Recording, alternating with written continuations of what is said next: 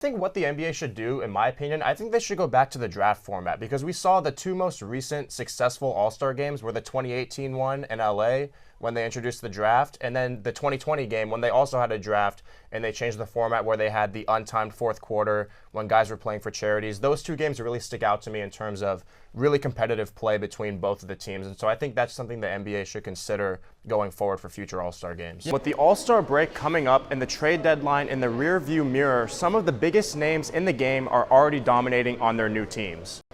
And Anthony Davis wasted no time asserting his dominance in a Dallas uniform, but his performance was cut short due to a left adductor strain he suffered against the Houston Rockets and is expected to miss multiple weeks. He totaled 26 points in his Mavs debut.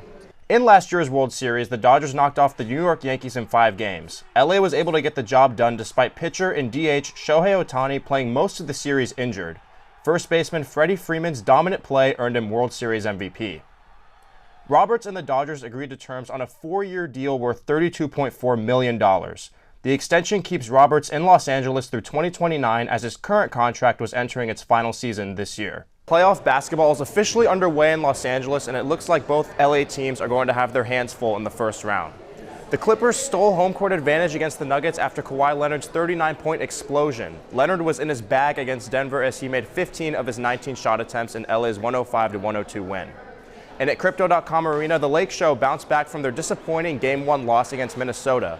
Luka Doncic led the way with a near triple-double as he tallied 31 points, 12 rebounds, and 9 assists. The LA defense held the Timberwolves to a season-low 85 points. And the Lakers could not get any shots to fall in Game 1, but rediscovered their shooting touch in Game 2. While doing so, they held Minnesota to 38% shooting from the field and 20% from the three-point line.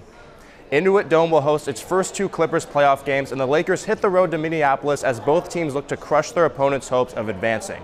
For sure. I'm going to say that they should be the favorites because I'm not a huge believer in OKC come playoff time. I don't think outside of Shai Gilgeous-Alexander, they really have anybody in a playoff setting that you really fear that much. I mean, Jalen Williams is a great player, made his first All-Star team this year. Chet Holmgren's kind of been in and out, so I'm kind of iffy on the Thunder, and then the Nuggets have had problems all year too. I think right now the Lakers look like the best team in the West because the duo of LeBron and Luka Doncic has been so good, even though they don't have a big man. Major League Baseball is officially back, and the defending champion Los Angeles Dodgers have picked up right where they left off. The Dodgers took care of business last week against the Detroit Tigers, winning all 3 games, and in the second game on Friday, Mookie Betts hit a walk-off homer to win in extra innings.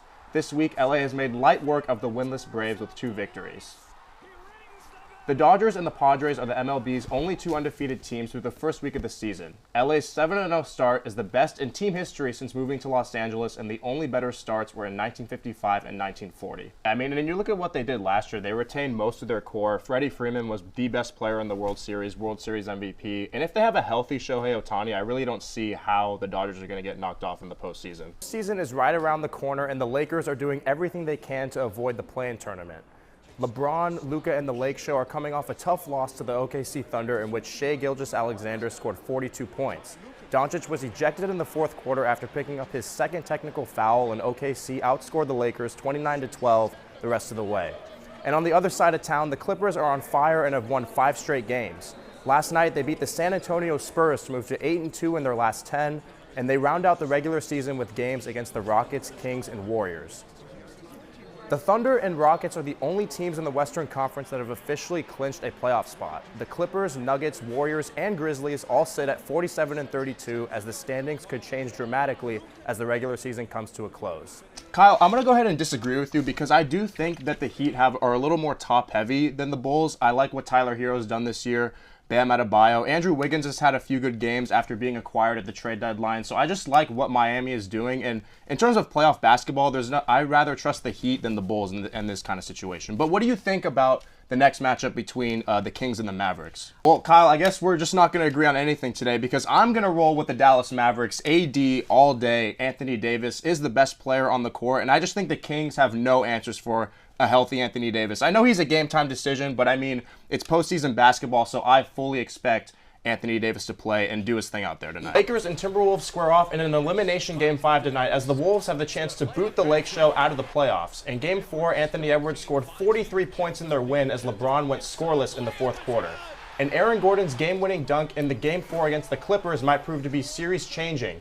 The Clippers lost Game 5 in Denver, 131-115, and they could not stop Jamal Murray as he scored 43 points. James Harden and Kawhi Leonard combined for just 31. And meanwhile, in the Bay Area, the Warriors are on fire, and despite being injured, the Houston Rockets simply have no answers for playoff Jimmy.